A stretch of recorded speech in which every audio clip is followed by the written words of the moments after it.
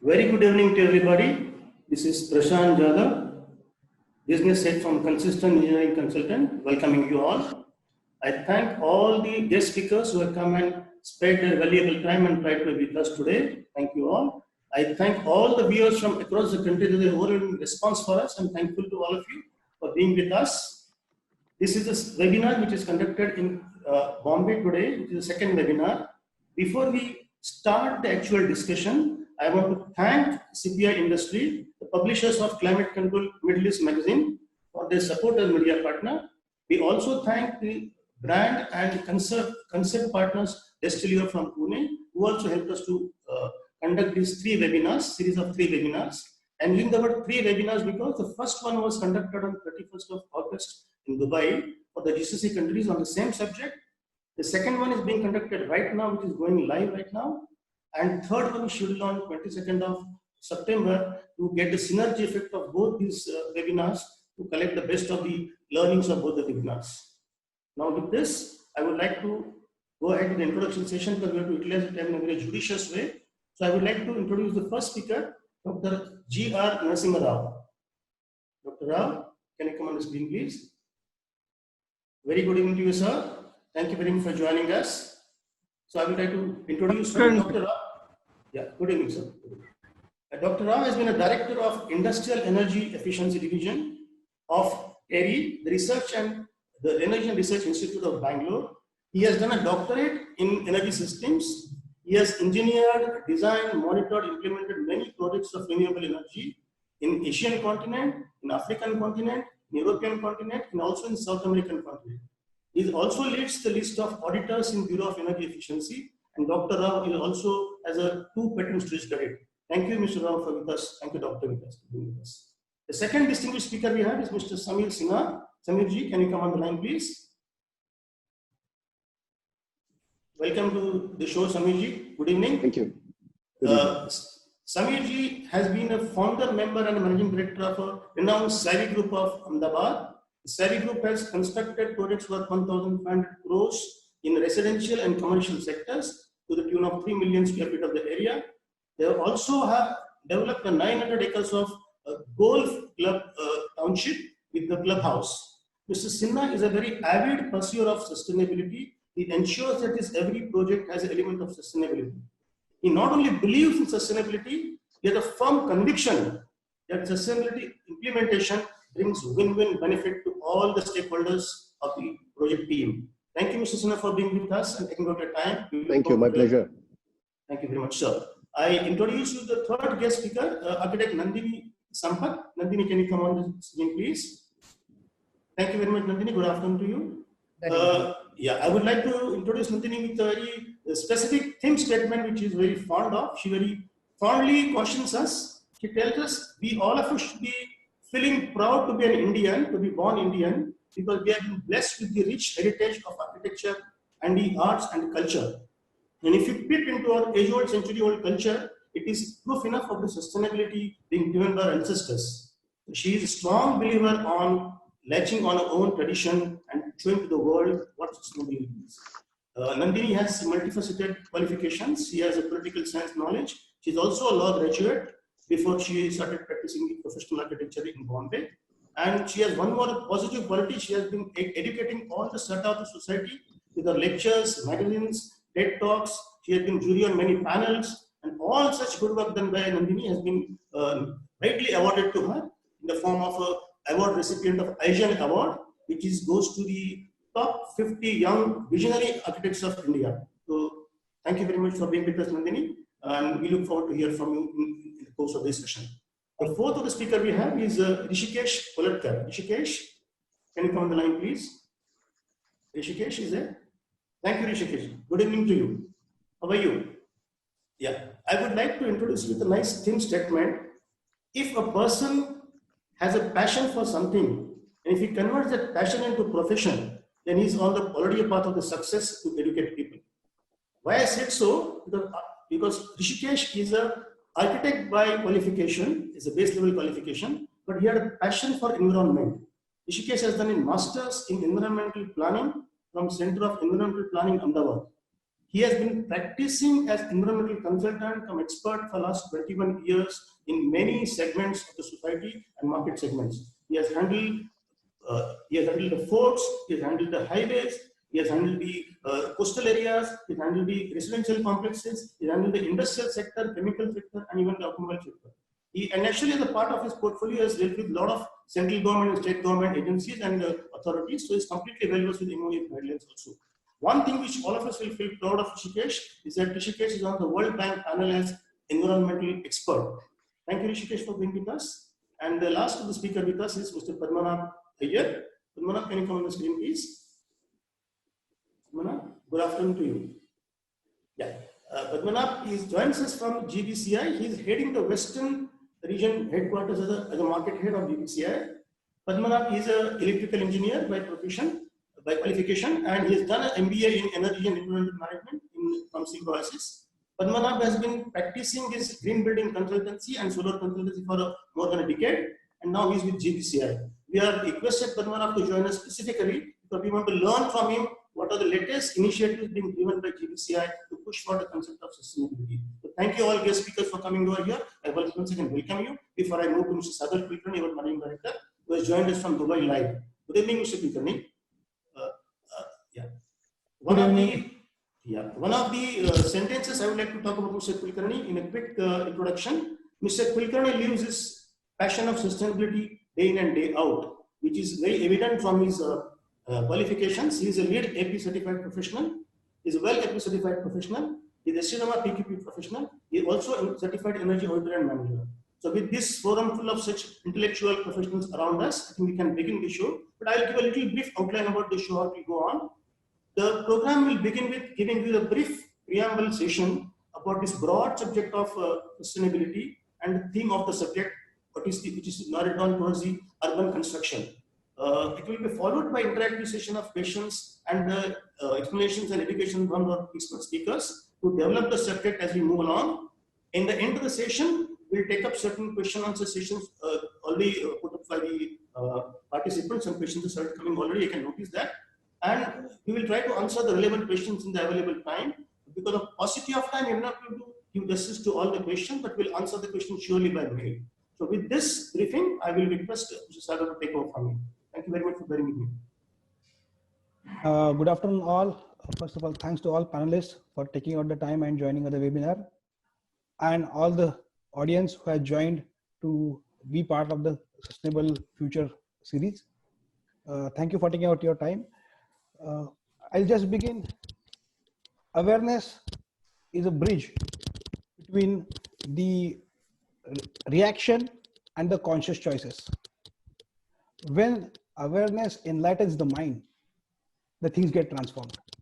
So what we are trying to do today is about awareness about sustainability. We have been talking sustainability for now almost a decade, but why we are talking sustainability? What are the facts and myths associated with it? What do we perceive about sustainability? What we can do as a community, as a individual, as a society, as a nation, is what we are trying to evaluate it. We are going to discuss about the complete forte of sustainability. To begin with, what do we perceive sustainability as? When we were working on this, discussing with the team, reading through, I got a lot of various definitions. Sustainability is perceived is all about environment. We are talking about greenhouse gas emissions, we are talking about ozone depletion, we are talking about global warming.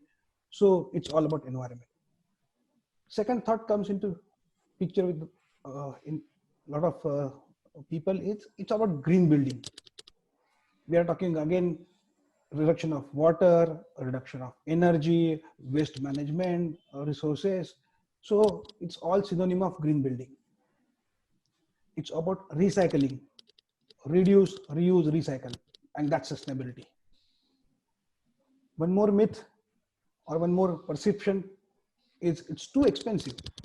When I'm talking sustainability, I'm supposed to have higher quality materials to reduce my heat gains, so my construction costs will go up.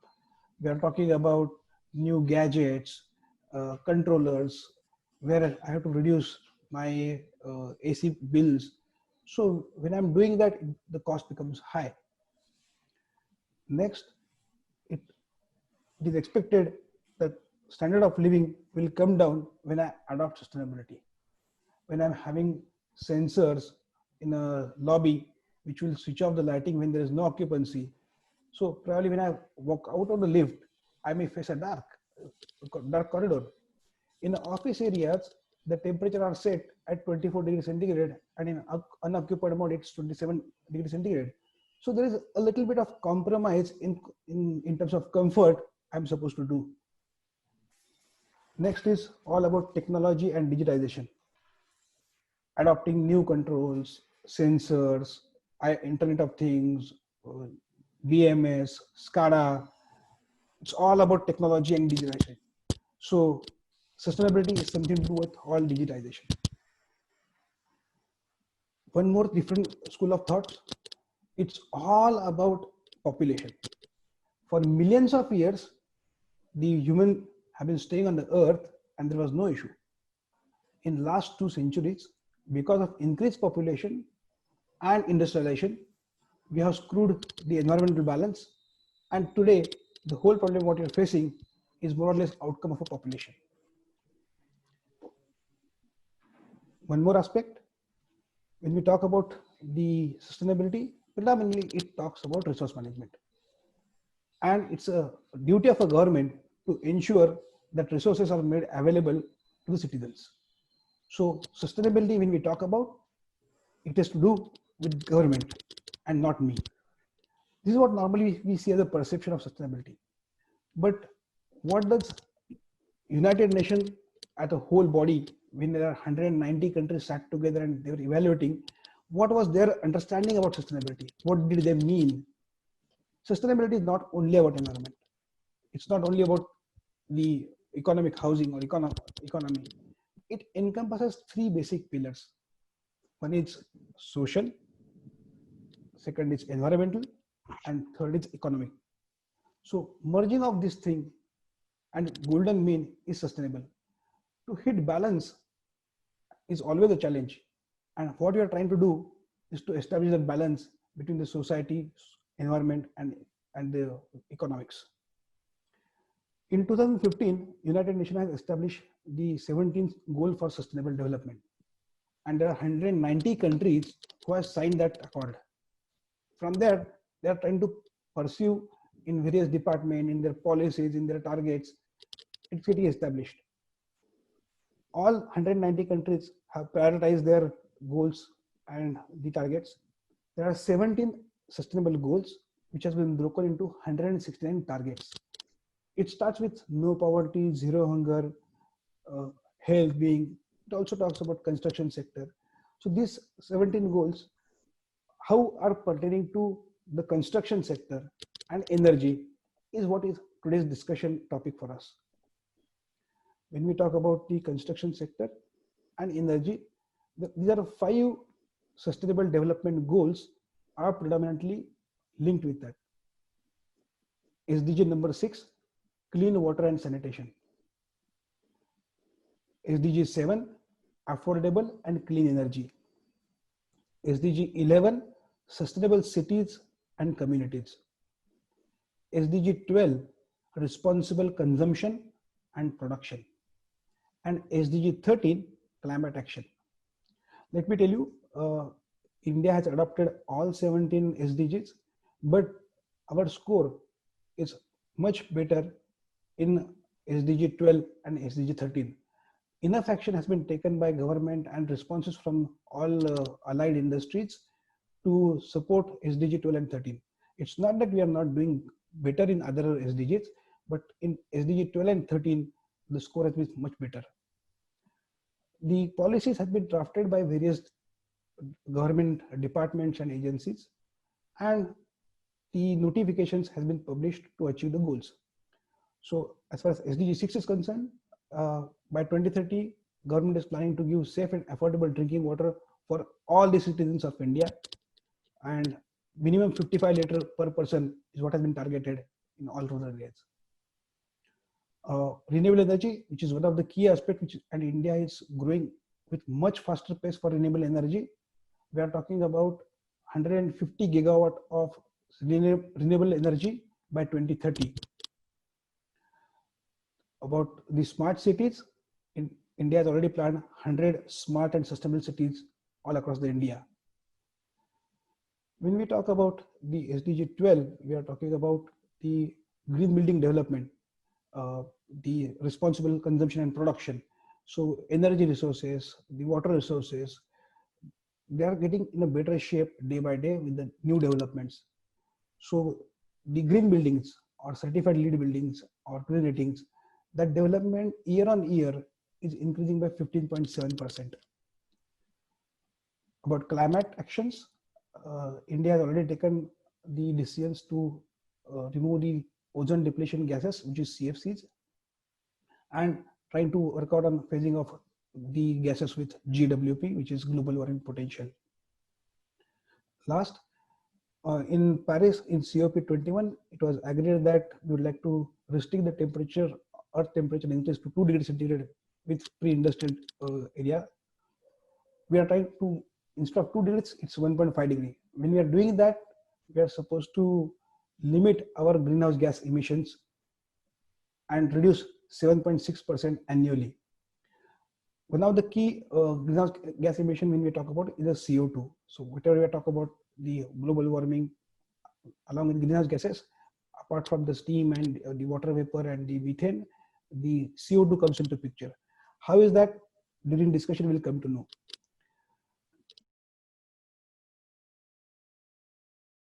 Mix, and that's how the drive has been pushed everywhere to go for a clean energy. In today's scenario, if you look at, we have the records till 2017, the power generation has been increasing, which is a green batch, from 6% to 18% for renewable, which is mostly solar.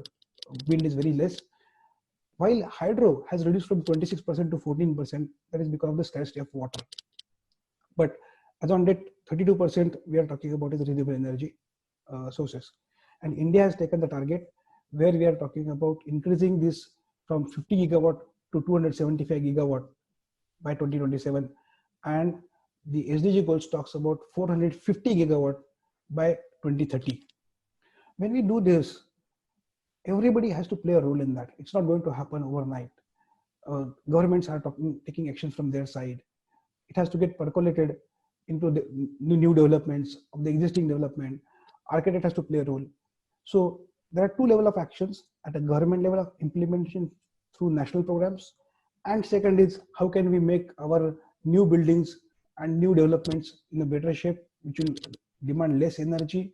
And second bigger aspect, the challenge we all are facing is how can we get existing building stock to get aligned with the sustainable development.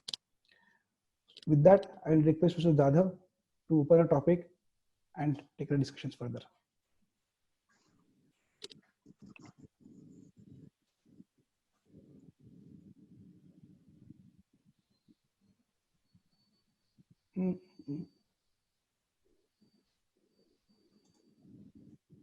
Mr. Jadhav, you're on mute.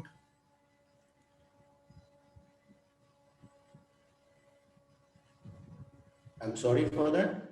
Dr. Rao, first of the question is for you. Good evening to you. First of the question is for you. Renewable energy and energy efficiency are two complementary domains which we know. As a director of TERI, which of the systems or concepts you are implementing for renewable energy which are beneficial for residential sectors, commercial sectors and industrial sectors? Can you educate us on that? Yeah, good afternoon, Mr. Jayadar. Coming to the energy efficiency and the renewable energy, when we are talking about the sectors like industrial, commercial and residential sectors, yes, we will have a potential for both energy efficiency and the renewable energy for the integrations.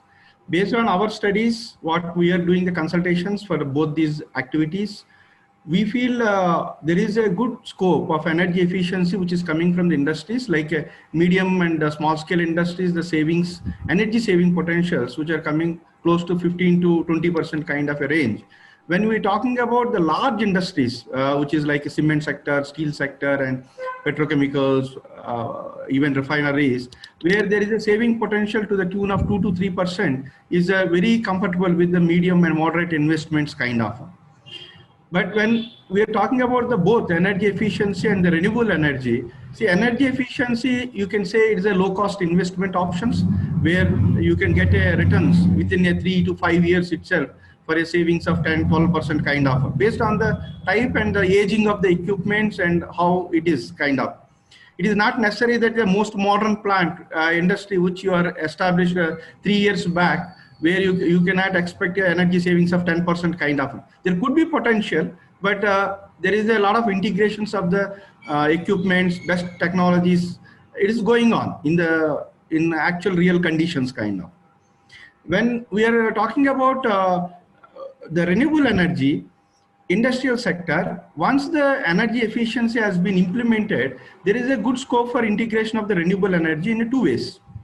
One, most of the industries are integrating on their rooftops, the solar and other things, which could be say a 3 to 8% kind of their energy consumptions. They are able to bring it down in a practical manner, which I am telling. There could be some people maybe saying it's higher side also, but in general, it is around 5% plus or minus of 3 you can take. But however, there is a large segment of industries as well as the commercial people. They are going for a third party purchase of the renewable energy with the fixed cost, something like a 5 rupees or 4 rupees 50 paisa, 6 rupees 50 paisa kind of one, in compared to the grid power cost of 7 rupees or 8 rupees with the flat 25 years, 20 years kind of a contracts. Even like industries like our client is Toyota is one of our clients. They are integrated almost close to 60 to 70% of the third party energy sales, where they install some and some they're purchasing from the grid. They're able to meet almost 80-90% of their energy requirements from renewable energy sources today. So there is a different kind of aspects which is going.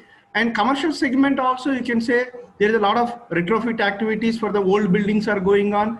There is a lot of technology improvement with IoT and controls which is integrating by the people. These are the kind of things which is going in the commercial segment also. Even when it is coming to the residential sector, if you can take the apartments and other things, for common areas and other things, definitely today everyone is going with the renewable energy as an option, which they are integrating. But when you talk about the individual houses, the energy efficiency, the mainly you can say appliances, the star rating of the appliances integration when procuring, see, because nowadays the recent trend is the people are every 4 years, 5 years changing of the appliances. Even though they may be going for the higher capacity appliances, but really they are going for the high efficiency equipments, which is market drive. It is not only the consumer choice, but even the market is also bringing the high efficiency equipments into the system. So even the renewable energy integration, it is not taking very far in closely with the residential sector, but hot water systems integration is already taken place.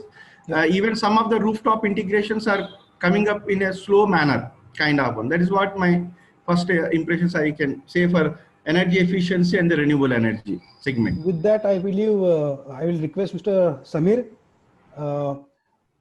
in terms of new development and what you are talking about, how you are implementing this implementation of renewable energy in your existing projects or the upcoming projects. Is it just because of the authority guidelines that we are supposed to have 1% or 2% of the energy as per the green building codes or the requirements, or there is something else which is driving in terms of economy for implementation of the renewable energy in the new projects? Thank you, Sagar, and Prashant, thank you for hosting this very interesting webinar. So I was thinking about it when you mentioned what does the meaning of sustainability, and what occurred to me were two words essentially. One is responsibility, and the other is economics. So these are the two reasons that appeals to me. I don't think that we can fulfill our responsibility towards the environment, towards the next generation, towards Mother Earth, if we are not sustainable in our business practices. But more importantly, in today's scenario, I think it is our responsibility to our customers, and is also the demand of the customer that we are sustainable. So I think that is the primary reason, the primary focus for any developer or any business to promote sustainable development. The second reason is economics. Today, it makes no sense to be non-sustainable in any kind of development, especially in real estate. You would have to actually make an effort to build a non-green building today. A simple example would be it's far more expensive to buy red bricks today than to buy fly ash bricks. And where can you get those red bricks anymore? And that is a scenario that has only changed in the last 10 years.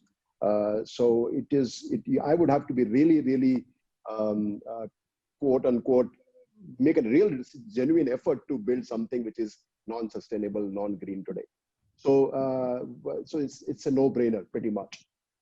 And thirdly, and most importantly for a business or for a developer, green or sustainable is a brand value. It's a tremendous brand value today than it used to be. I have been, like I was telling you earlier, preaching to the whole sustainable movement for the last 15, 20 years. And fortunately, we are now not preaching to the choir like we used to. And there is enough demand. The kids are aware of sustainable buildings, green buildings. There is demand from the corporates, there's demand from the residents, there's demand from the general public, and there's a lot of awareness. We still have a long way to go, but that I feel is the biggest motivation. And the simple example would be that if you look at any annual report of any company today, the numbers that we used to look at is pretty much on the last page. And everything that they want to talk about is their sustainable practices, their contribution to the environment, what are they doing for, if you look at the SDG goals, that will become the first page of any corporate annual report in the future. So I think we are at some exciting times ahead of us. And this post-COVID scenario. All are convinced that this is the future. Even like it has been percolated from United Nations, and countries are adopting it and percolating. So point very well taken. Yes, there is earlier, probably a decade back, there was a need of selling something sustainable or a concept, but today it has become a norm and need. While saying that, our question we are discussing was particularly about renewable energy when we talk solar. So are you implementing the solar energy or solar PV plants in your existing or on your projects, or that's not the thing which you are working on? No, we are. Solar is being done. In buildings, there's a limitation to what is the amount of terrace space that you can contribute to solar. And, consultants like you take up a lot of our space because you put all the HVAC system on the terraces. So I have a constant fight with all of you for that. But there are ways and means of avoiding that. There can be innovative ways of installing solar panels. And it's like I said earlier, it's a no-brainer. This payback for solar is less than 3 years now, and things are changing every day. So there is absolutely scope for doing more of that. Even window panels are becoming available, which have solar panels installed in them, and there are multiple options. And I feel the affordability is exponentially decreasing, or affordability is increasing. The prices are decreasing. So I think you'll be very soon you will have vertical solar panels being installed in window panels all across the country. And it's so those are, but solar is only one component of it. There are multiple innovative cost saving, energy saving solutions available in buildings anymore. And like I said, you only have to open the window, and there's hundreds of solutions available today, and they are all affordable, they're all viable. With that, there are two aspects, Padmanabh, when we talk about energy efficiency and clean energy. Even green building, the lead guidelines talk about either you can have the on-site renewable energy or you can purchase the energy from the grid. Now, Mr. Rao, when we talk about this, what are the other schemes which government is planning to provide the clean energy to various developers, so they don't have to spend the space for the say solar panels, etc., and it can be made available as a green energy to the developers? Yeah, developers' point of you can say, see, we are looking into the smart cities program in the urban space when it is coming to the buildings and other things. Is it using the water bodies, the lakes and other things nearby the water bodies and all, whether floating solar systems can be integrated. That is one of the area which the government is also very strongly pushing recent times in the last, you can say 1 year or 6 months. So, because the water bodies, if you are putting the solar PV systems and providing to the developers, new developers to integrate that power, there is a quite good amount of renewable energy can be integrated, because space is very constrained. The water body you are not going to disturb. You can use a certain portion like 20% or 30% if really the water bodies are there. That is one of the areas which in a smart cities program which is picking up. But otherwise, as a developer's perspective, renewable energy policies by the government, not much. Maybe there is some like renewable energy subsidies and other things which are there. Because private development, there is not much specific, more than the rating systems and other things for the implementation part. Rushikesh, in order to push this sustainable development, what are the policies government is trying to implement? What sort of benefits the developer can get for going with sustainable as a pull theory? Are there any guidelines? I will look at this aspect from two angles. First is carrot and stick. Okay. So as a carrot, I think Padmanabh can put more light on that. The various benefits are available for various green buildings, like in terms of FAR or FSI. Though in Maharashtra it's not much. I think in Chandigarh, Orissa, and many places you get Delhi, you get 5% more FAR or FSI if you are a green building. Number. Pardon? It's a good. It's a good incentive. It's a carrot approach, I think. And as a stick, if you see, I mostly work with Ministry of Environment and Forest projects. So there we see many things come as compulsory, like at least 1 to 5% of the energy has to be renewable. That comes as compulsory. At least 65% water recycling is compulsory. Providing space, providing sufficient parking space is looked at. Providing sufficient open area around the building is looked at as a compulsory part. Because if there is parking in the open spaces, there will be vehicle stagnation, and that will limit more air pollution. As you know, a slow-moving vehicle emits more than a fast-moving vehicle. So these are the aspects which I see, which government is putting together to drive towards sustainable goal for the construction projects. Lot of aspects are there. Recycling of material is not that much looked by MOEF, though it is highly looked into your green building, look at that aspect, but Ministry of Environment and Forest doesn't look at that seriously. But yes, recycling of water, saving of energy, processing your solid waste, which is a major issue for all municipalities today. These aspects are taken very seriously by Ministry of Environment and Forest. And I have seen for last 20 years, the rules are changing, regularly. As soon as the new awareness is developed, one more rule will add up. And I think slowly this will cover material, this will cover green roof, this will cover climate change. I think slowly these things will come up. Any benefit on a taxation? If you're going with a green building, the developer gets any tax benefits? I believe this is in Pune. If you go for Griha, that you will get a property tax benefit depending on the number of stars you get.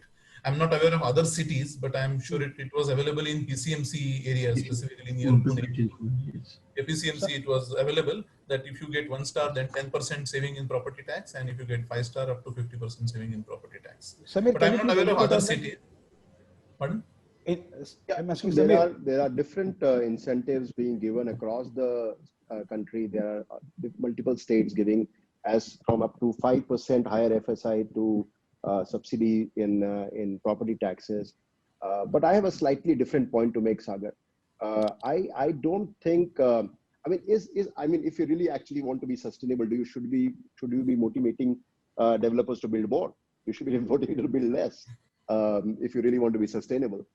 So I honestly don't think this is the only way ahead. It's a great move, and it is a great way to incentivize developers to build green. But I think the onus is really on the developer and the consumer.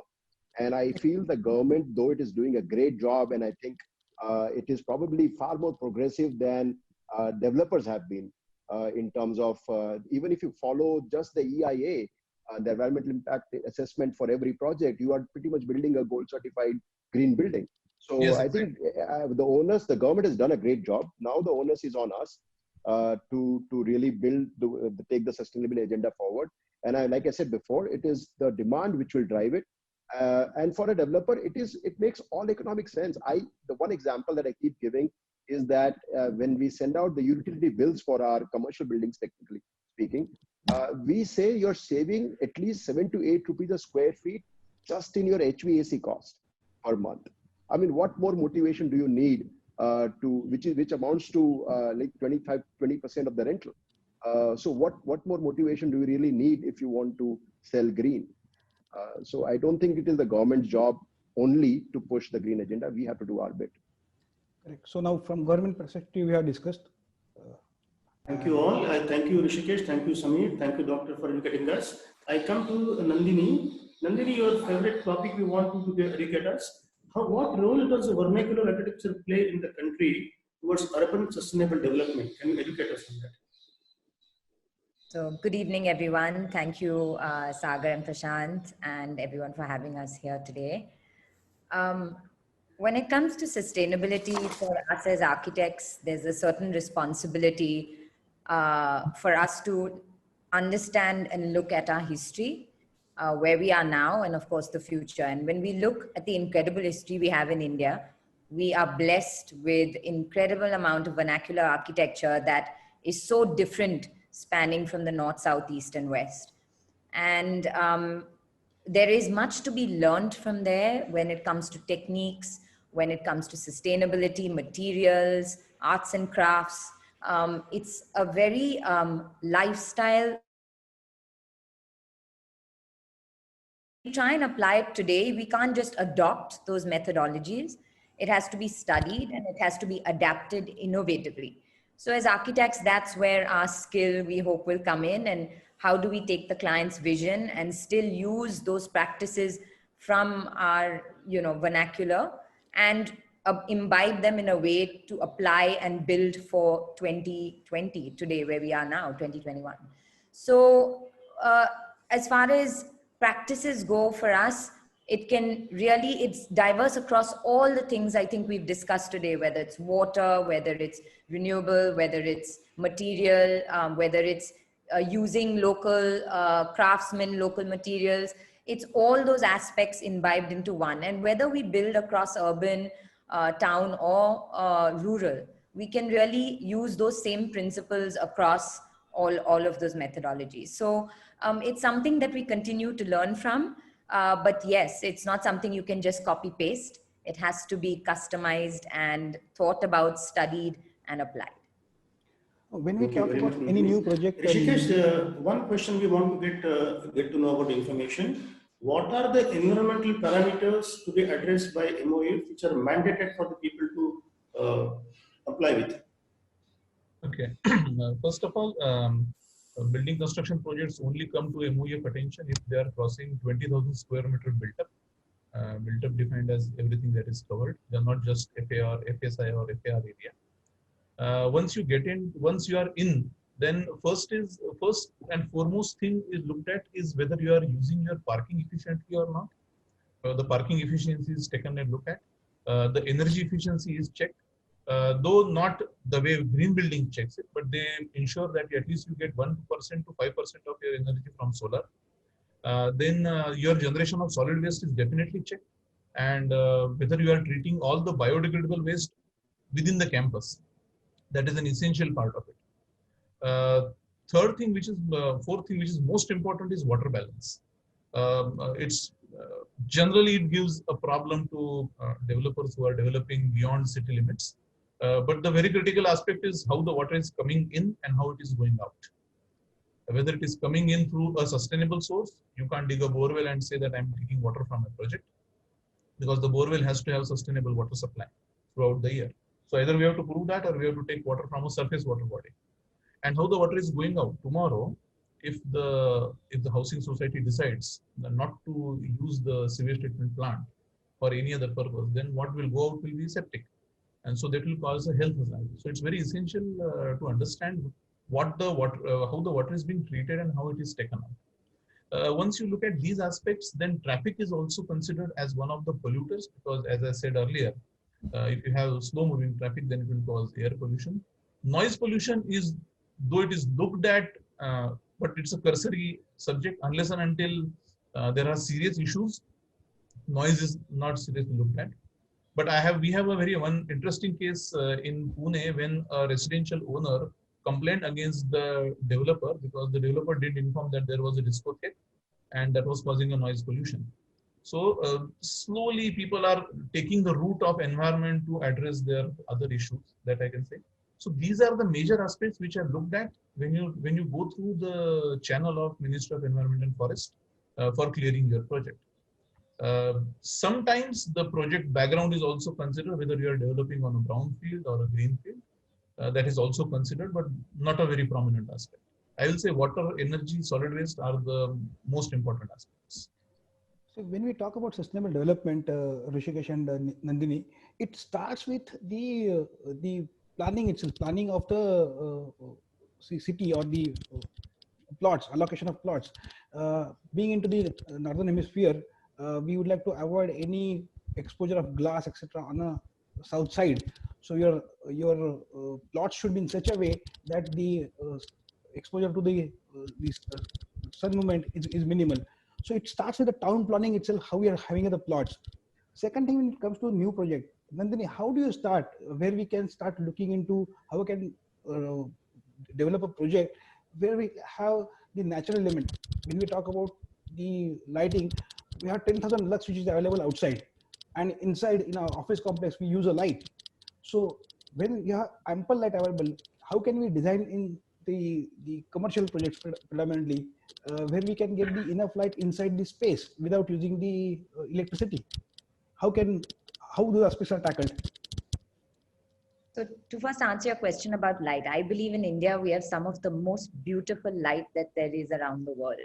All you need is some amount of shading and you're in real good amount of thermal comfort. So for example, we did a school in Vadodara called the Nalanda School. And over there, the entire school is not air conditioned at all. It is simply a question of, first of all, different principles of architecture that you look at. So building in courtyards, making sure the classrooms are a central space but have a secondary space like verandas, ensuring cross ventilation, ensuring pergolas as people walk through. What was the geographical lay of the land before we even started? The trees that existed. How do you continue to keep them there to act as buffer, to keep as shading? So all these aspects, but it was so important for us to let in the light. And in India, when you see light, especially as architects, when you're standing, you cannot, I think the first thing you do is you go stand on the land. You must understand the land and you see the way the geographical conditions work and the light changes. And that determines what is the architectural form. So when it comes to, I recall in Nalanda, the only place we had to put an air conditioner was the principal's office because parents were coming there and they said, can we put one AC there? Otherwise, there was absolutely, and what was amazing was the children are taught to follow a Gandhian philosophy where each class was given a courtyard for them to look after. They had to grow the plants, they had to clean it, they had to look after it. So sustainability has to go beyond, it extends beyond, it starts from the building, it extends to the people who are there, and it becomes a way of thinking. And we had a very amazing client who had that way of thinking and wanted to imbibe that in education. So for us as architects, it really, what is the whole process holistically? And you also talked about how do you begin the process? I think first is that wish list from the client. We always tell the client, please write down your ideal situation and give us your wish list and your statement, your vision statement.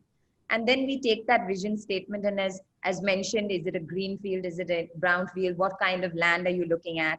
And then you look at so many different aspects. You look at topography, you look at geography, you look at the existing community, you look at which part of India you're building, you look at the local materials available, you look at the vernacular architecture that has gone before. what is the function of the building? Today, we're very blessed. We are a studio that does a very wide variety of work. So we're able to cross apply. Is it a hospital? Is it an educational institution? Is it a commercial building? Is it a residential building? All have different requirements. And then, of course, I think today, even in architectural education and in sustainability has become a part of the education program, which is so important. And so it has become second nature, I believe, for designers to start naturally thinking things like building orientation, what is the lay of the land, what is water, how can we reduce cut and fill, what is the vegetation with trees. We've actually designed entire campuses around trees, so we never have to cut them. So I think those are now becoming the way we are thinking very naturally. And then comes the form and the building and the vernacular and the vocabulary of the building.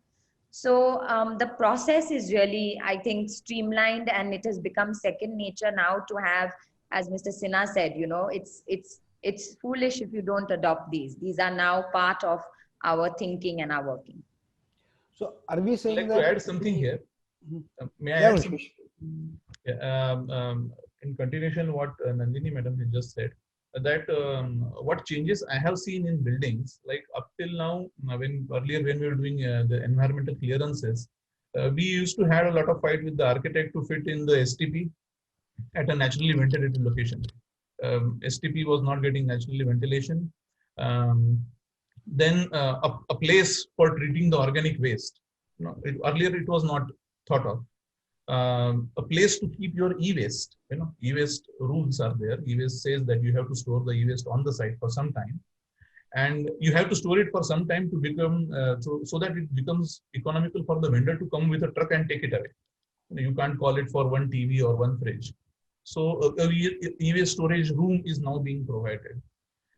Green area is compulsory, and last 3-4 years, I have seen that, especially in case of Mumbai, as you know now, main city Mumbai has a lot of high rises. There is a lot of emphasis on the shadow building to or buildings around me. So we do a lot of analysis there through softwares to understand whether my building is casting more than 3.5 hours of shadow on the next building. Okay, let's say 3.5 hours is considered. Though in India we don't have. I believe others can correct me. We don't have standards for how much sunlight we should get in the room. I think there is some standard in UK about how much sunlight you should get at to still level, but in India we don't have. No, So first time universally, Rishikesh, 200 to 500 lux are the acceptable lux level. But that's not sunlight.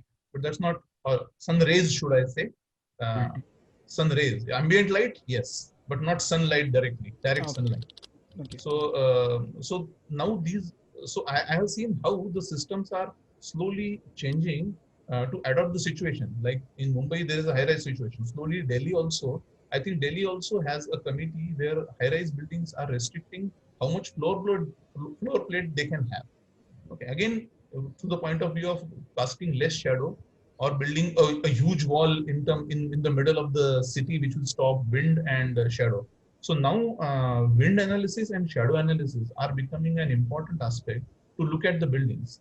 Now, like Kalpataru Builders is one of our clients. Now they call us before the forms of the buildings are decided to understand whether the building will have shadow impact and wind impact on surrounding buildings. So I see that as a change which is now happening in the habits of designing, including these facilities and forms. Yeah, I'll just like to add here, Rishikesh, we've done a 60 to 80 story building, and the amount of technological modeling that has gone on just with wind velocity. Now we've had seismic issues in Maharashtra. We just had 3.5 Richter earthquake yesterday. So as far as shadow analysis, as far as it's incredibly complex, and you've hit the nail on the head. Even before the form came into play, it was just studying absolutely all these parametrics and understanding what form would be dependent and what form would come out of those parametrics. So it really became, a very holistic analysis before pen is put down to paper. Other part, Nandini, Samir and Rishikesh, what about this technology? We're just talking about the modeling. So we are talking about now energy modeling, we are talking about BIM. Do you think these are the aspects which are going to really help in the construction, which is going to come in future, or still it has not been adopted in the in large way? I would like to take inputs from Samir to begin with. Do you really feel that energy modeling, etc., will really helps as a developer? I think it's already being done on a very, very large scale. Every architect worth his salt is already doing energy modeling. BIM is pretty much standard with every practice that at least I have worked with. What has that really translated into is that it is leading to cost savings in designing, cost savings in implementation, because we don't have to do mock-ups at site anymore for electrical duct. We don't have to do a mock-up for false ceiling. What is the height that we have available? BIM solves all those problems for us. Similarly, I think, we only make green buildings, so there is no building being built without a very detailed energy modeling, very detailed sun path analysis. Shadow analysis obviously becomes part of it, especially if you're doing a township, because then you are affecting your own building in the process, so you can't afford to have that.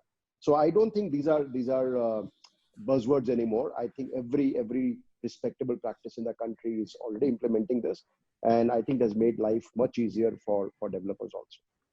Samir, I want to continue this question further because one is the vision of the architect or the owner to construct the building. It is constructed, but when you put the building to beneficial use at operational level, we find that most of the maintenance becomes under the performance, and we lose the benefit of design basis in the actual performance. So how do you fill this gap when you decide the operational control? Prashant, excellent point. I totally agree with you, but there's two aspects to this. So like I was telling you before, for a commercial buildings, it's much easier to maintain high performance buildings because then there is a motivation of cost saving for each tenant, and it is easily demonstrated. Also because the developer pretty much in most buildings, or at least one agency controls the CAM charges, controls the maintenance of the building, and is in much better control of the systems and processes of the building, where he's able to manage that system much better. It becomes a challenge in residential colonies and residential societies, because sometimes the tenants or the end users are not aware of the benefits. But it is a problem which is getting resolved. I will give you one simple example to demonstrate my point. We have a 400 apartment complex that we built as phase one of our projects in our township. And what we started, though Ahmedabad Municipal Corporation has made segregation of waste at source compulsory, but it's a great example of carrot and stick, because making it compulsory doesn't mean anything unless people are motivated to do it. What we did was we started doing workshops from the very first family that occupied the apartments with the kids and with the parents in their kitchen, saying, we are giving you 2 dustbins. You put the organic waste into one, put the non-organic, non-degradable waste into the other. And then we have agencies coming in collecting those, and will not collect dustbins that have mixed waste. It worked out wonderful. And today that same society, our waste output has reduced from something like 40 tons a week to something like 4 tons a week. We actually generate compost at the site. We sell that compost back to the residents. The money goes to the society. All the landscaping is being maintained from that compost. And people take immense pride in this. And it has become such a successful project. We have implemented this pretty much in every project. And with small machines at site, takes a very little space. And it is a great incentive for people to demand this kind of sustainable development, small measures, which go a long way in educating the kids for this. So it has to be that. One more point I want to make about this is, I think the problem is that there is nobody providing this kind of a single point solution to the resident welfare associations. All resident welfare associations, all societies have huge amounts of funds sitting there only for the use of the building.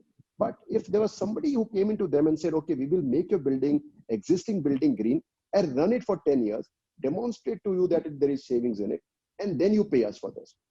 That would be the way to do it. I wish there are JLLs and Knight Franks and others who are listening to me and who can come up with this solution. There is a huge amount of business to be made in this, because like I said, the fund is there. It's just that nobody is there to do this for them. Okay, with Yeah. that point, Mr. Sagar, yeah. point, Just Mr. Mr. You have to say something? Yeah, just I want to tell, see the the building simulation and the softwares and models, which today it will perfectly fits, and even the performance of the equipments, whatever you design and select operate, it do very good. I can give an example in the Mumbai airport as an example, where we done the performance indexing as per the design, original simulators, whatever it is predicted, same performance has been there. But Okay. the challenge is the person who has designed, who has developed this model, is not the operator. You see, there is a lot of space. I'm talking about the Mumbai airport is a huge area where there is a lot of spots which are there, which are unused, unutilized. See, controlling those unutilized points, even in the simulation you do, or practically you do, there is a good amount of saving potential, which we are ourselves surprised, a 3 to 4% without any investments can be done. Correct. Low So cost I and can say definitely the modeling is very good, but the people who are operating the buildings after the completion of the buildings also should know what are the futures and other things taken care in the modeling. correct. With that, I believe sold out to the concept of green building and sustainable development is there. Padmanabh, your job must be having an easy job, or no need of pushing the sustainability much into the market. So what is your experience about it? Like in terms of the growth of sustainability or green buildings, how GBCI is doing? And what are the various models available from GBCI for the green building certification? So, as part of GBCI, we exclusively administer project certifications and both project credentials as well within the framework of US Green Building Council. And Leadership in Energy and Environment Design, or LEED, is our flagship brand. Now, India has actually been a long time leader in the green building movement, and in fact, it is the number 4 country in the world for LEED, wherein the number of participating projects today are close to 3,369. And the overall built-up area is 1.6 billion square feet of space. Plus, we also have 1,200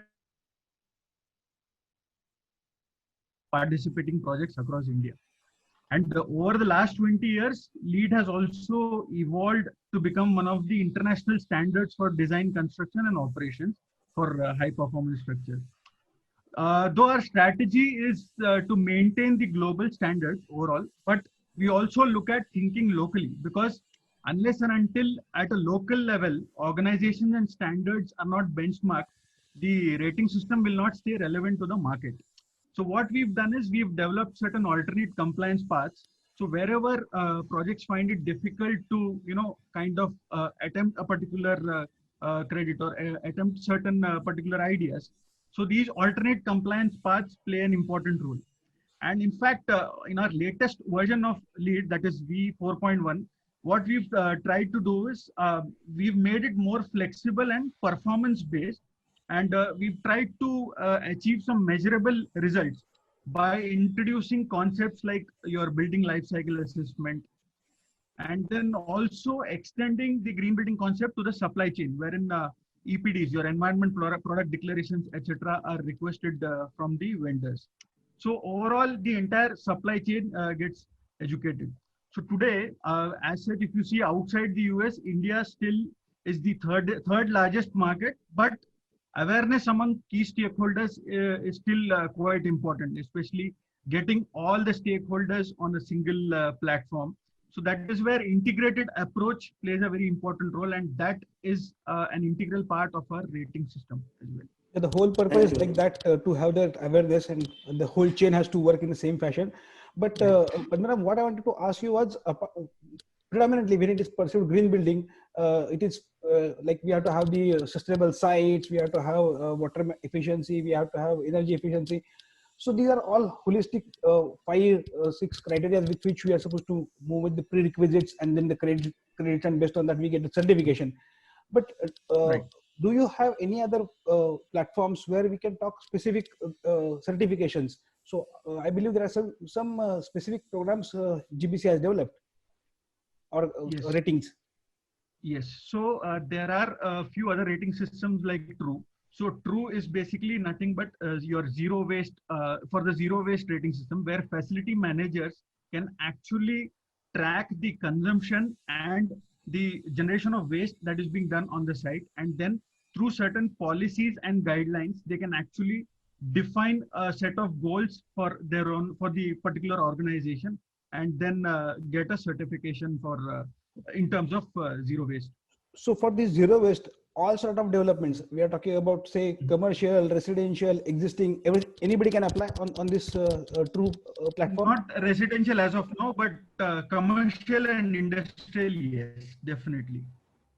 Okay, fair enough. Yeah. Hello. Hello. Yeah, go ahead. Yeah. The next point I want to take totally differently. Are you able to hear me? Yes. Yes, yes. Is completely different point. We have been talking about the new plots, how to make them sustainable. I'm coming to a very grave issue which all of us are facing. I would like to give some example what happened in Dubai seminar on 31st of August. Dubai government has a strategic plan for the existing buildings to be converted into energy efficient buildings. We have in India almost 80 to 90% buildings which are existing buildings. Point number one, we don't have any structured program for that. Point number two, 10, 20 years back, there was a style of architecture that all the buildings show heavy glazing of glasses. That is to get heavy solar energy inside the building, consuming a lot of power. I fully respect all the developers, all the owners who are concerned with the power consumption. They adopted the tools like replacing the chillers from old chillers to the high efficiency chillers, replacing the sanitary fixtures to get better flow control on the water. All these things have been done from engineering side for sure. My question to Nandini is that, do you get any customers who come from the, or clients who come with the old building proposal, that can you uplift the architecture of this old building with sustainable parameters involved in that? Because if you can address this point in a structured way to us, I think we can have a good score making in terms of the initial capital cost being there, but running cost becoming controlled. I think one of the greatest lessons of sustainability that I learned from our studio and from our founding architect, Ms. Somaya, was that an old building essentially is embodied energy. So as soon as you decide to revive or retrofit or rehabilitate an old building, that is a huge sustainable step in itself. There has to be a very in-depth feasibility report done to work out, what buildings can be saved, how much of it can be saved. There are situations where we have actually saved the entire facade of the building. It was very important that this particular building that we worked on, it was very important to save the facade because it was so important on the street which it was on. So even though the client gave us carte blanche and they said, if you want to tear it down, we leave it to you. If you want to rehabilitate it, we leave that to you. They trusted us fully. But to us, there is so much history that exists in the building. Some buildings have historical value. And you need to look at the larger district and its context in the neighborhood and see how you can rehabilitate it. And today, even though it was an absolutely daunting task, I remember we were in a situation where the walls were being held up and there was a cyclone that came through Bombay, and Mr. Maya and I was praying that the walls would stay up through the cyclone, and they did. So it's a very challenging project to take up, but as architects, we should have the technical skill and the strength and the ability to do it. And then, of course, not all buildings are beautiful or of physical value, but they're still old. So you have to evaluate whether using a feasibility, is it worth keeping up? Are there parts of it that are worth keeping up? And even during the demolition process, and this is what is so important, there is a very strict process that we should follow during demolition. How is the waste segregation done? What parts of it can be reused? There are one or two buildings which we noticed they had beautiful timber frames. You had to segregate, carpets which become carpet tiles and ceiling tiles, which are such a huge part of landfills today that cause huge amount of issues with waste. How can you recycle them or segregate them? How do you reuse different aspects, old doors, old windows? So it's really, even taking down a building is like almost taking parts of a computer apart. making sure what you can use and reuse. So there are many aspects to rehabilitating old buildings.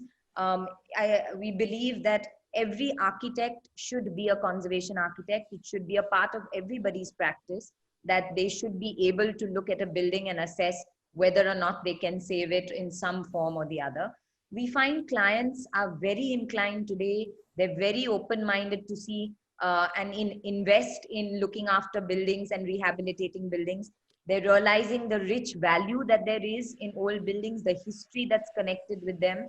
So I think again here, there has been a huge mindset change, even in India, to give value to what has gone before. But certainly, again, I'd like to say we're living in 2020. So for example, we completed the headquarters of the Tata Group, Bombay House, where you had an old building and it's completely got technology that is not found in many parts of the world. It's state of the art and it's completely, sustainable in many ways.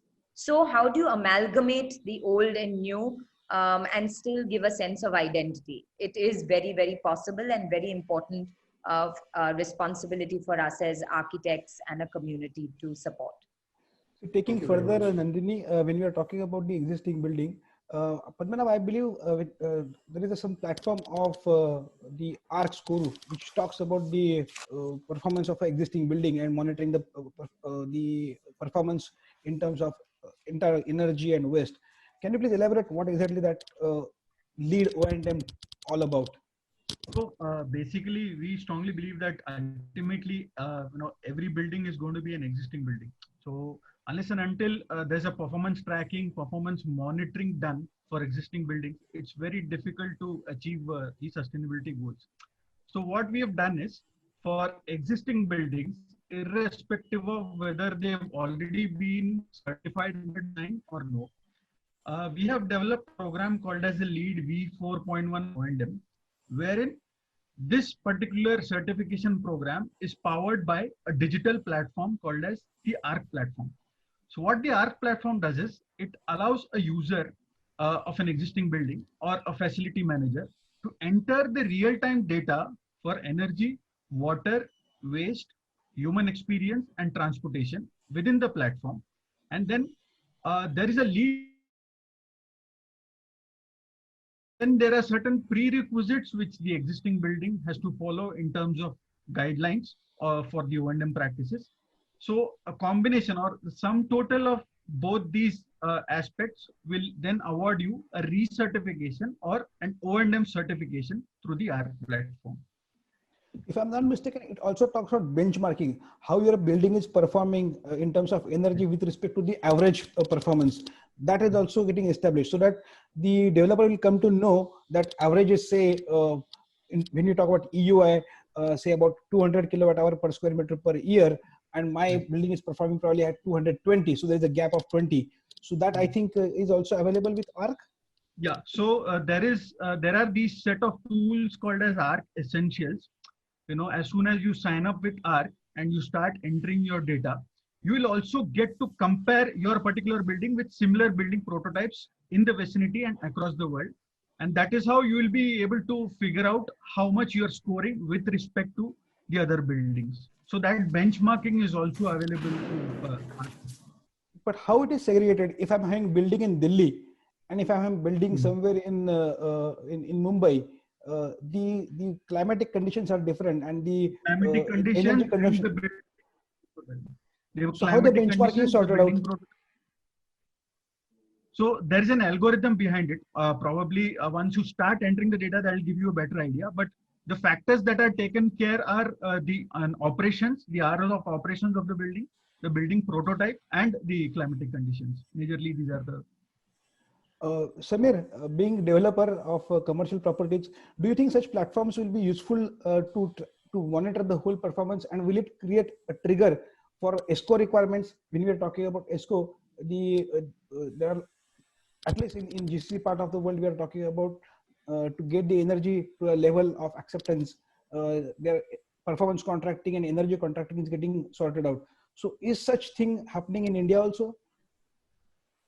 So not to that level. No, I don't think. Maybe a few cities, a few buildings, but the norm in the country is not oriented at performance evaluation yet. What is working in our favor is, especially in post-COVID, like I was saying earlier, is there is a high level of awareness about things like indoor air quality, about the air conditioning system in the building, about the wellness of the building. We have been implementing ARC in one of our buildings, like Paddy was mentioning, and it is being received very well by the occupants.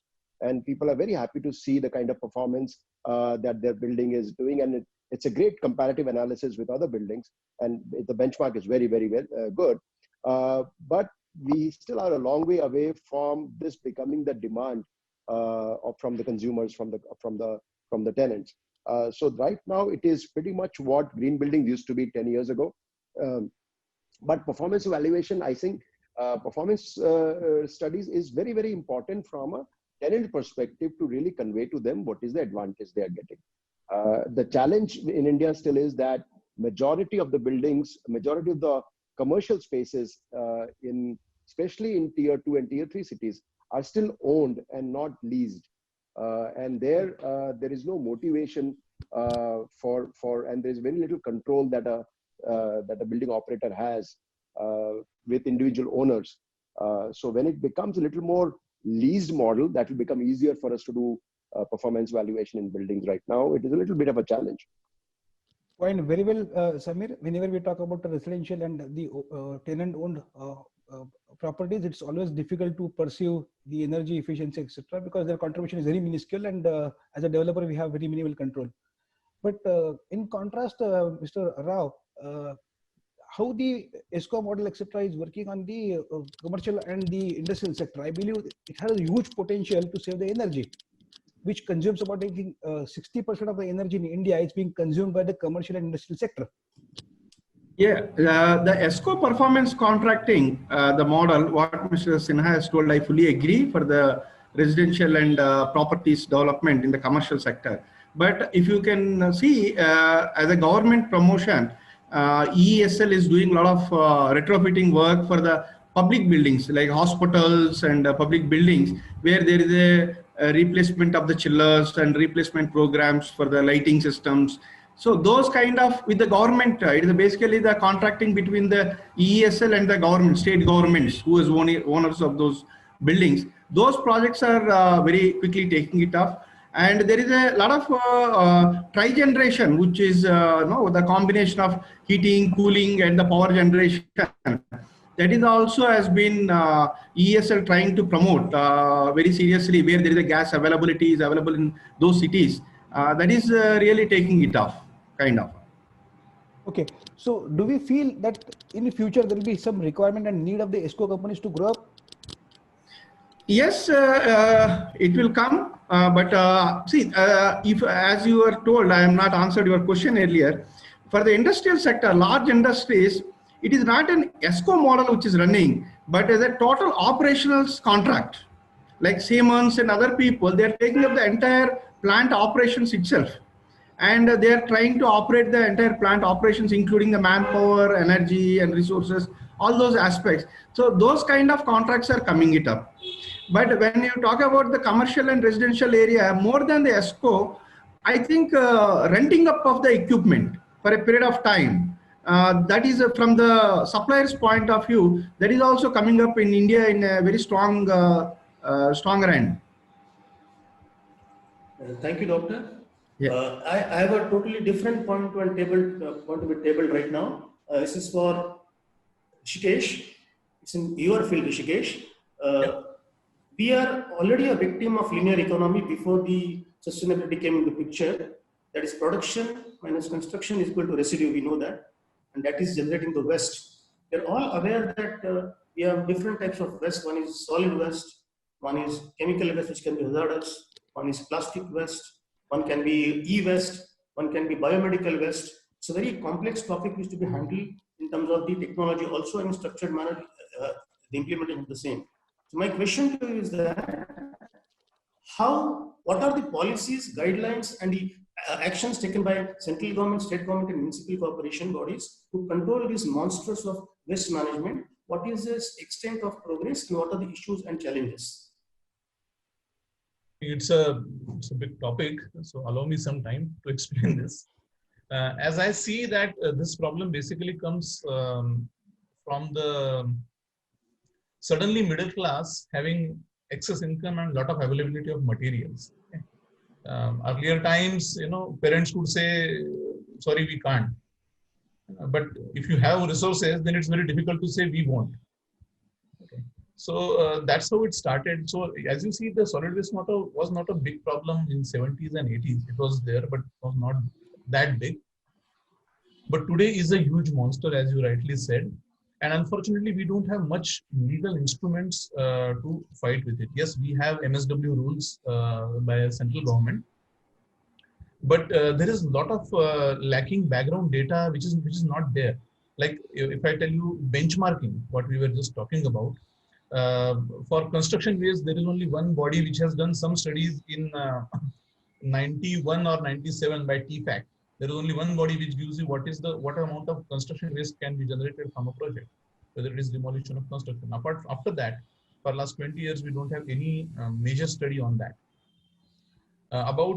So whenever we take a project for solid waste management for bigger project, like we did one project in Bandra Kurla complex in Mumbai. So we actually have to go and study one popular mall for 3 days to understand what are the waste characterization which are available right now. There are no studies, there is no contemporary data available for that. So we did a benchmarking study, and then we did a actual day by day solid waste generation, storage, treatment, costing, and how much the owner should finally charge to the each rental unit for solid waste management. So benchmarking is not there. Third thing is lack of space available. We did a lot of studies for solid waste grounds in Maharashtra and even in Gujarat. Now, location of solid waste management ground or dumping ground or treatment facility is more of a social issue than a technical issue. Most villagers will find that if a solid waste dumping ground comes up next to them, the value of their land will go down. And probably they are true. Probably it is true that the values will go down because the facilities are not managed up to the expected level what we would want them to be. So location of solid waste dumping ground is a huge issue. As you know, all municipalities have some kind of grounds, but they are already full. Like the capacity is already booked for the next 5 years, most of the grounds will be full.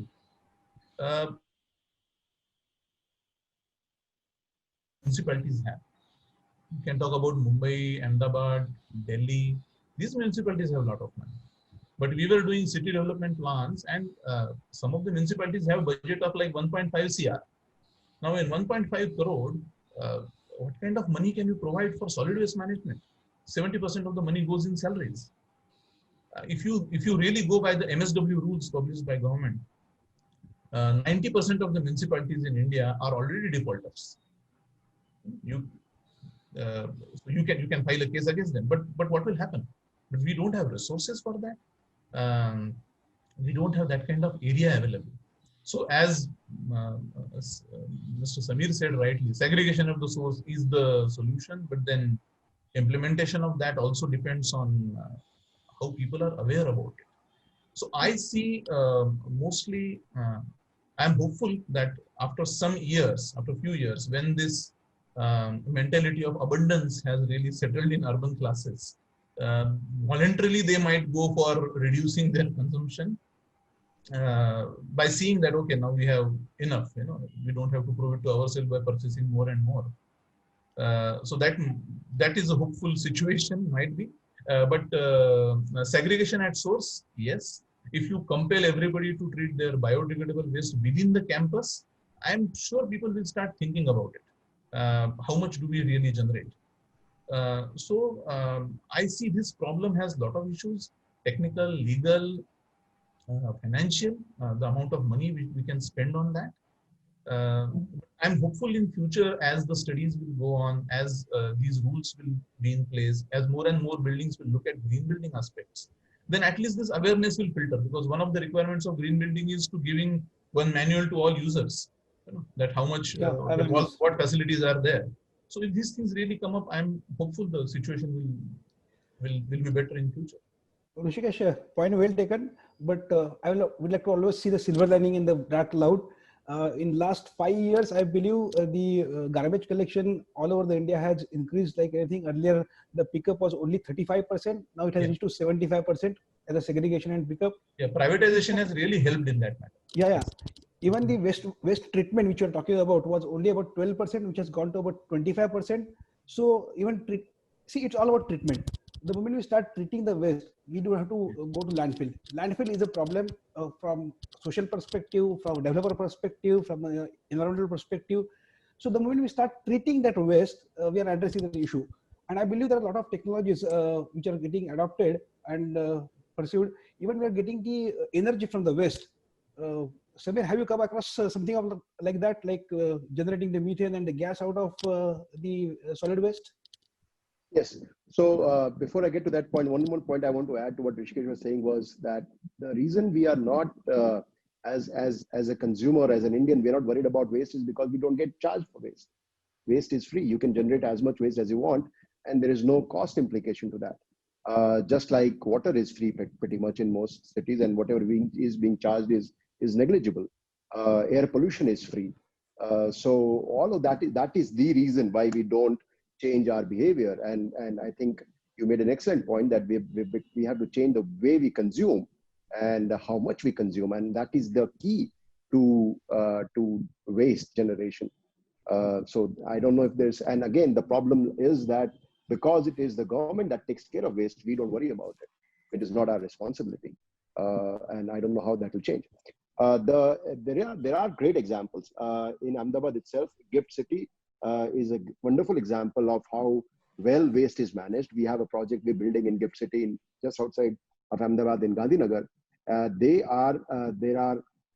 have an underground tunnel which has every building has to have a vacuum chute for waste. You have to segregate waste, the building, commercial and residential. All the waste is taken to the incinerator center, and they are generating energy from waste. Again, it's a small microcosm. It's a city-based, small city experiment. It is working very, very well, but that will not solve the problem because that can only be done in a new city. And I hope it is being done because we are still talking about developing so many out of the 100 smart cities. So many are new, but I hope they implement these kind of systems and they implement. And in Gift City, you cannot generate waste which has to be shifted out of the city, and they will charge you for that. So they are not, I think there's minimal amount of waste going into a landfill in Gift City. So I hope those are the kind of examples that will be replicated across the country, but our problem will not get solved by that. That's a very, very small component of what is the big problem that we face. Padmanabh, when we're talking about this, the city as such, I believe GBC has also rating for the cities. Earlier we were talking about building and houses, and now we are coming out the rating of cities. What exactly is that whole model? So we've come up with an exclusive rating system called as LEED for cities and communities. And in India, Surat is the first city to have been certified as LEED Platinum under the rating system. So basically, for the new cities, you will have similar parameters from the plan and design perspective, where the overall master plan of the particular city or a particular community is evaluated based on certain parameters. And when it comes to existing cities, again, you will have the ARC platform where at a community level, the energy, water, waste, transportation, etc., will be monitored using the ARC platform, and then the city or community will be certified. So in this, the waste management or waste treatment is one of the criteria for the city? Yes, yes. Okay. So the city needs to have a waste management plan in place. Okay. Taking the same thing further, Mr. Rao, what technologies are available in various countries where we are generating the energy from the waste, and even Mr. Samir was notifying about that. What exactly TERI has been doing as a part of research for handling the waste to energy? Are the programs are we talking to some authorities and government bodies? Yes. See, it is a very critical, I can say, the comment. But if you see, when you are talking about the solid waste, you go and ask dumping yards or government kind of scenario with the public. There is no waste available. if you put up any plant, there is no waste available, people will say. Because India is having the great recycling methods and other things, segregation, it is all there in the practice from last few years, it is further increased. But see, if you set up any kind of a waste to energy plant, getting the waste is a challenging task. So there is a need for municipality to be responsible for the waste to get it up to the power plant. So there is a, see, the smart cities, 100 smart cities which we are talking about. You take a case of Jabalpur. Jabalpur is operating from 2018 onwards, unrecycled waste power plant, which is 600 tons of power plant, 600 tons of waste, which can be incinerated, and power generation of 11 megawatts will be generated from that particular power plant. There is a standard model by Hitachi Hyundai, which is, they're already having few projects across the India also. But what we feel, as one of the speakers has told, see, there is a great challenge of budgets and other things for these waste to handle scenarios. So what we are proposing is CSR funds of that particular city or particular area. There should be linkage between the industry of that particular city with the municipality. Municipality is responsible for bringing the waste. CSR funds is to establish the plant, and the power generated should be utilized for the municipal utilities like water pumping or the street lighting. There should be a net metering basis kind of a philosophy should be there. That's what we feel is strongly going to work out. Because the power generation cost from these particular technology waste to energy is coming up to a close to 9 rupees per unit cost. Nandini, coming back to you, there are two aspects when we talk about the waste. One is the products of the waste being utilized into construction industry. When we are talking about the plastic bricks are there, plastic paver roads are there. This is one part. So as an architect, are you open to utilize the such products? Second aspect, as a construction waste, what are the methodologies where we can use, where we can reduce the construction waste? I mean, concept like 3D printing, how is that being pursued? So first part is about the utilization of new materials in construction, and second is the technique. Yes, I think there's been a huge innovation when it comes to products, and it's continuing. We see a lot of vendors now understanding that there is a need to ensure that the product price itself takes care of the life management and life management of the product. So you have to make sure that that's built into your product today. Even when we do a lot of work with IIT and IIMs. IIT is doing a lot of innovation. The students are doing great work even with regard to these products. And architects as us, we take it upon as a responsibility. We are always learning. There are new things every day. So we actually have introduction to new products in our studio every week. So there's no doubt that this is happening.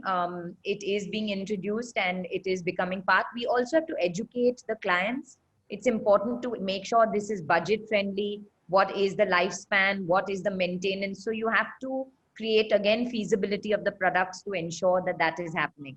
So it is a lot of education again, a lot of awareness, but I think it's part of the process of the sustainability process. When it comes to construction waste, it is a huge issue. There's no doubt. We've talked about waste in general, and I think there are two aspects here. One is we need to look at perhaps some public-private partnerships, and we talk about PPP being very effective when it comes to, Rishikesh was talking about how it's such an issue and the government can only do so much.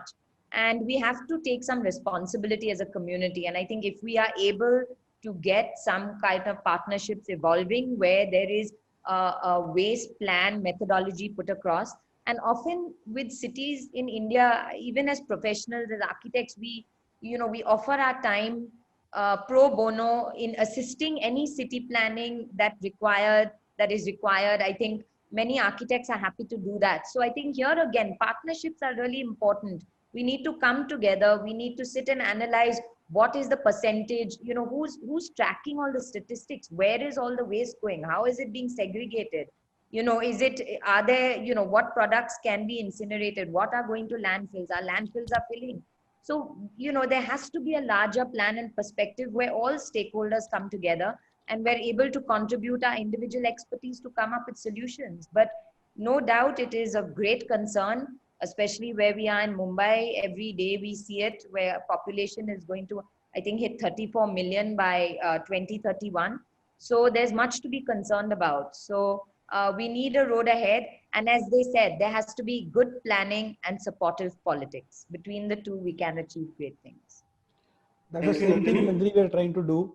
If you look at the sustainable goals from UN, United Nations, to the government, from national to state level, and from the, various departments getting percolated. Now, what is required is the common people, the organizations need to come together and form that strong chain for percolation and implementation of those concepts. We always say the action without vision is a nightmare, and vision without action is a daydreaming. So what we are supposed to have is, there is a vision now. How can we get aligned with that vision will decide the path further. I have one question for Dr. Rao. As the auditor of Bureau of Energy Efficiency, is there any mandate on the existing buildings like hospitals, hotels for the carrying out energy audits compulsorily? And is there any span of the number of years of the building being old? Can you guide on that? Regarding the mandatory energy audits, yes, Bureau of Energy Efficiency has brought performance, achieve and trade, the scheme which is going from the BEE. They have brought around 37 hotels, large hotels, 37 hotels across the different cities, 5-star hotels and above, which is of 30,000 square meters to the close to 1 lakh square meter type of buildings, hotel buildings, has been brought under this PAT scheme. I think next financial year, they are going to have a target. They are already provided the targets with the 4 to 6% kind of a target to bring down the per 1,000 square meters rating they are given. So they are supposed to achieve. If they don't achieve, they will be penalized with the purchase of the certificates. If they overachieve, then they will definitely going to get the e-certificates for these buildings. At the same time, even there is over 90 buildings baselines has been created, mainly hotels. It's not that hospitals has not yet come into the picture, but the hotel sector has been taken as a first step. And most probably, I think in the next 2-3 years, there are going to be more hotels and hospitals and public buildings going to end up into the PAT cycle. I think there are a lot of questions which are coming up. So, Mr. Dada, if you can just take the QA, there are a lot of questions which are lined up from the audience. Yeah, a lot of questions have been lined up. I think I first of all thank all the guest speakers who educated us on various facets of this subject, which is so broad to understand. So giving us a good understanding of every topic. Thank you very much. So I will take questions one by one. Samirji, first question is for you, Samirji. They are saying, what is the importance of training of facility management team in maintaining the developed estate or running estate? Oh, it's extremely important. I think a lot depends on the facility management team, because first of all, the reputation depends on it. So you are only as good as the proof is really in how well the building performs and how happy the residents or the tenants are. And that is what will get you the next client or the next business. So that is an extremely important aspect. I believe honestly that real estate or construction is a service industry. We are not a product industry. So everything depends on how well the building performs over the next 10, 15, 20 years. And especially now with RERA coming in, you are supposed to warranty your product for 7 years. And the Resident Welfare Association have tremendous powers under the new act. And I believe it's a great advancement for the industry. It is what this industry was looking for to gain respectability. And that's where the Resident Welfare Associations and the facility management teams have a great responsibility to manage that. And like I said, the commercial buildings are still easier to manage for developers because they are still involved to a certain extent in running the buildings. Residential buildings, we really need to perfect that system and make it better, where we can create a better management system for residential societies and buildings. And then this has to be, they have funds available, but they're not able to manage it well. You're on mute, Mr. Zada. Mr. Jadhav, you're on mute. Understood. I'm sorry for that. Second question is for Dr. Rao. Still, some people feel that we are not achieving the renewable energy targets as a nation. And what do you think would be the major reasons of the same? Yeah, major reasons, if you can see the amount of projects going on and the infrastructure built, like today, just I told Solar Tata BP Solar, he's having the orders for the 5 years. See that there is a gap between the demand and supply. See, that is nobody is catching up that particular point, but people blame that solar rooftop is not picking up. Only large scale power plants are going up. Something, see, it is very easy to build a large scale power plant rather than a rooftop mechanism to build, kind of one. But definitely, we are going to achieve our targets in the renewable energy. In the next 5 years, you can see there a lot of change. Because the cost factors which is coming down in the last 2-3 years only, the cost has been come down for the solar and other things. So definitely I feel it is going to pick up in the coming next 3 years time. Thank you very much. Mr. Rao, if you look at the energy mix, as on that more than 50% belongs to the coal, irrespective of the renewable energy coming in with a great pace, and even more than 1 decade it's continuing. And I still understand there are few contracts are getting signed for the coal thermal plants. Why? What is this? When we are having such a drive towards renewable energy, why still coal plants are getting established? Yeah, see that the coal plants, I think most probably as per Terry's one of the studies, by 2035 the last coal plant will establish. I think the contracts and the which are in pipeline, those plants are only coming up, means which is already budgeted by different state governments and other things. But new coal power plants has not yet been signed in the last 1-2 years time. All the power plants which has been signed, which is in pipeline, by 2035 I think it is going to close the last power plant. And so I understand the subsidies which are there still are, it's not heavy on fossil fuels compared to the renewable energy. So are we, when you're dealing with the government and we, are we not talking about transferring the subsidies to renewable instead of going to the coal plant? At the quick moment, the subsidies cannot be removed. Subsidies will continue in the system. No, we are saying transfer. Is it possible to transfer the subsidies which has been issued to coal plants to be transferred to solar, where it will start picking it with a higher pace? See, already without any subsidy itself, the renewable energy is picking up because of the cost competitiveness. So there is absolutely, because see, like farmers are being given the subsidy for the solar subsidy in that particular direction, because they will have a benefit of transmission, distribution loss reduction and other areas which they are planning to address. Thank you. The next question is to Padmanabh. Very interesting question, Padmanabh. They are saying when you certify the lead buildings, existing lead buildings, do you keep a track of the same for future benchmarking, and do you take any advisory lessons to be given to the people by modifying the strategies and guidelines? Yes, interesting question, and yes, absolutely right. In fact, the function of the app platform is to continuously keep monitoring the data that we receive from buildings, and the benchmarking also keeps on updating as and when we have more and more buildings in the database. Although there is a confidentiality clause in terms of disclosing the data of all the buildings on the platform, but then the internal benchmarking is definitely done based on the data which we receive. So basically, if Mr. Samir comes on our platform, his building or his data will not be seen by other people. It's only he or his. There's an option wherein you can tick the checkbox wherein you don't want to disclose your data. You can keep it confidential. Okay. There's a basic question to Nandini, to you. The question is, what is the basic meaning of sustainability in architecture? That's a big question. I think in architecture, sustainability has to be looked as an opportunity and not a constraint. I think it has to be, it's now become part of the practice, and in architecture, sustainability is very wide. Architecture is a profession, and what I love most about it is that it covers all areas: archaeology, history, science, philosophy, and the breadth is very wide. I think as it does in that way, sustainability has become one of those arms which you have to carry with it.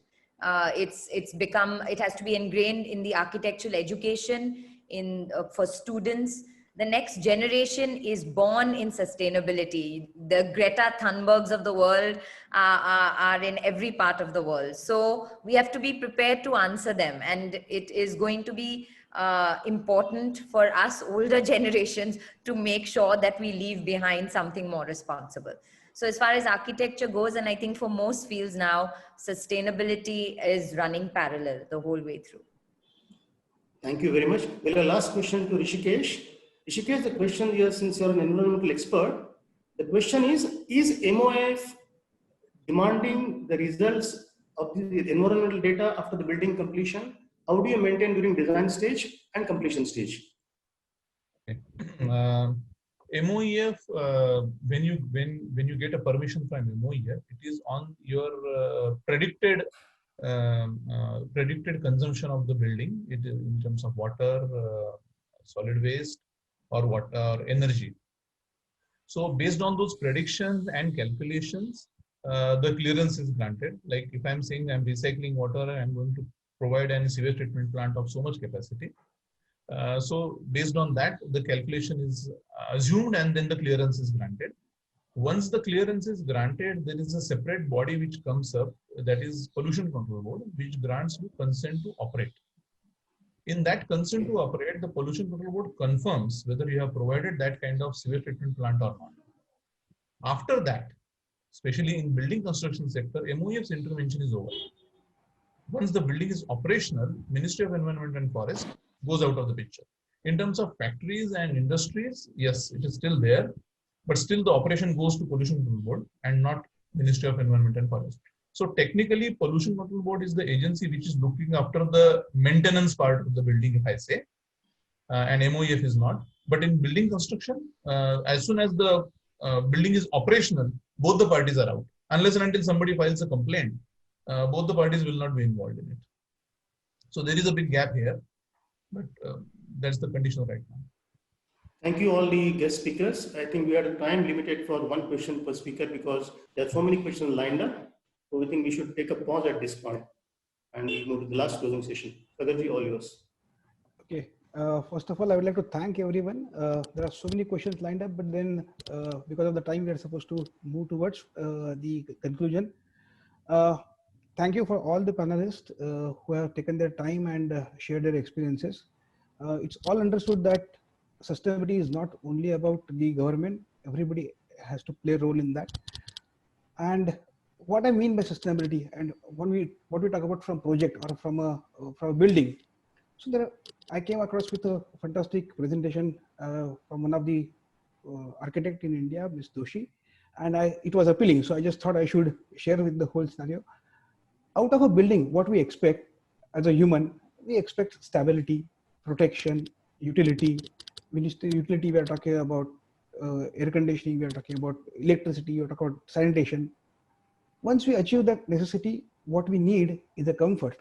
As Nandini and Mr. Samir has been talking about, we are talking about indoor air quality, which is one of the requirements for green building, thermal comfort, acoustic. So after we complete our necessity, what we need is a comfort.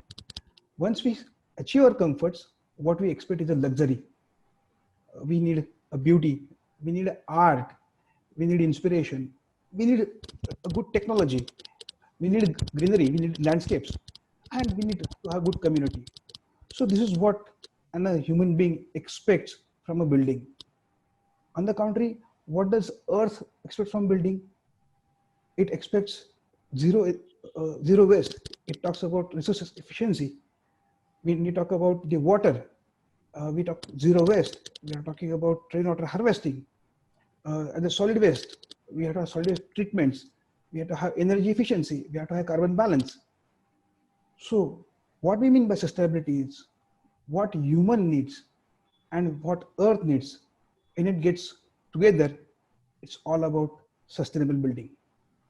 So the whole industry is convinced that we are supposed to hit the balance. Whatever we have done in the past, we have to relook into it and achieve the sustainability. What practical thing we've done in past were more of a resources, consume and dispose, which is linear economy. In today's scenario, when we talk about sustainability, it has given a coin called a circular economy, where we talk about reduce, reuse, recycle. I believe Rishikesh has spoken enough on that, that the excess is problem at everywhere. And to control the excess, the first thing is what we are supposed to measure. The things which are not measured cannot be controlled. Apart from circular economy, the sustainability has this, the circular economy has 3 R's, while sustainable development has 6 R's. It talks about reduce, reuse, recycle. And from here, we talk about redesign. Redesign the cities, redesign the communities, redesign the buildings. We are talking about remanufacture. The same products which are talking about, like plastic bricks. There's a fantastic thing in Singapore, the example, they're treating the wastewater to a level where it's made potable. The water is called new water. So to that level, the remanufacturing has been handled, and then the retrofit. So instead of 3 R's, we are talking about 6 R's of circular economy. What we can do, we cannot just leave it to the government that they will do it. We all are responsible. The developer, the architect, there is so many things. It's a passive thing we can do, which Nandini has already spoken. As the engineers, we can reduce the construction waste. We can have the energy modelings done. As an end user, which is the most important thing, has to get educated about the impacts of their actions on the environment. So sustainability has to become part of value system. And when we talk about values, values need to be imbibed. It cannot be forced. So we need to create that awareness program, which we are trying to do as a whole part, as a value system. As Samir said, we have to practice a bit, demand a bit, and transfer a bit. The moment which market starts demanding for the sustainable development, sustainable projects, green projects, the market will start supplying it. So start practicing whatever we can at a small level, and market will start reciprocating it. Everybody's saying so many things are going on, innovations are going on, but there is a disconnect between the information available versus the consumer. What we need to do is we need to connect. In an era of digitalization, the connections are possible. We need to connect and communicate. Whatever products are there, whatever ideas are there, whatever concepts are there, whatever case studies are there, it needs to get shared. Peers, it will start getting into action mode, and that small actions will bring a transformation. As we said earlier, the things we cannot be measured, the things which are not measured cannot be controlled. So we have to start measuring our waste, our power bills. Let it be at a residential, at a commercial complex, energy, waste, and water. We are having abundance, but we are not having value to it. Start measuring it so that it will give a realization for reduction. And as a customer, start demanding stable solution, market will supply it. With that, I once again thank all the panelists. I would like to thank Distilio. I would like to thank CPI, which is the publisher of Climate Magazine, for supporting the event. And once again, I urge and request, probably with the time, we could not answer all the questions, but certainly whatever questions we have received, we'll address it. But whatever feedback, whatever your suggestions, whatever your product, whatever your concept available, please connect us and share with us on sustainability@consistentconsult.com. It will be a pleasure for us to get connected and share your ideas and feedbacks. Thank you very much, everyone. Thanks for joining. Thank you. Thank you. Thank you.